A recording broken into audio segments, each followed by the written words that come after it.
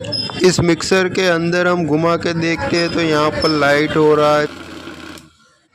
चलो दोस्तों, इस मोटर को हम ओपन करके देखते हैं कि इसमें प्रॉब्लम क्या है। हमने खोल के देखा और ऑन किया तो ये स्पार्क मार रहा है, लाइट सी लग रहा है। दोस्तों स्पार्क का मतलब ये होता है कि ये आर्मेशन है वो शॉर्ट हो गया हैगा।